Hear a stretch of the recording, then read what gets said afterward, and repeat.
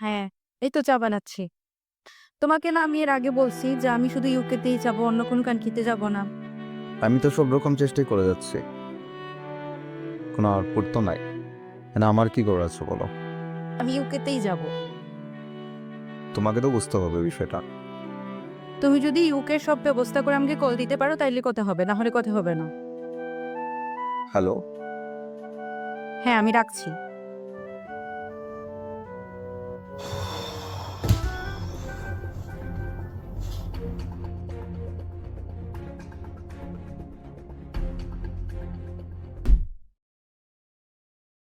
সুইটি সংযোগ দেওয়া সম্ভব হচ্ছে তুমি না। আর কেঁদো না, সংযোগ দেওয়া সম্ভব হচ্ছে অভিমান না। করো না, দূরে দূরে থেকো না,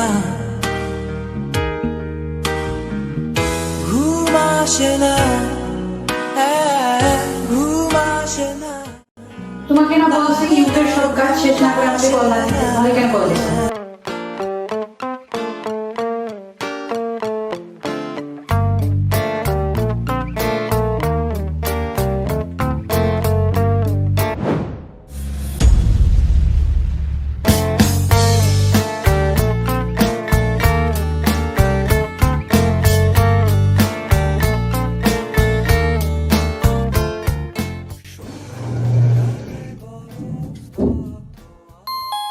ইউকেতে স্টাডি ভিসায় ডিপেন্ডেন্ট সহ যেতে যাচ্ছি, সেক্ষেত্রে কোনো সুযোগ সুবিধা আছে কিনা?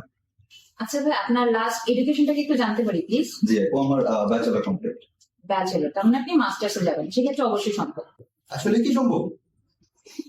আমি একটু ফ্রাস্ট্রেটেড ছিলাম আপু বিষয়টা নিয়ে। আমি ইউকেতে ডিপেন্ডেন্ট নিয়ে যেতে খুব ইচ্ছুক ছিলাম, আর কেউ আশ্বস্ত করতে পারে না যে ডিপেন্ডেন্ট নিয়ে যাওয়া যাবে মাস্টার্স কোর্সে। আর সেক্ষেত্রে ভাই মাস্টার্স বা রিসার্চের যে প্রোগ্রামটা আছে সেটাতে আপনি যেতে পারবেন।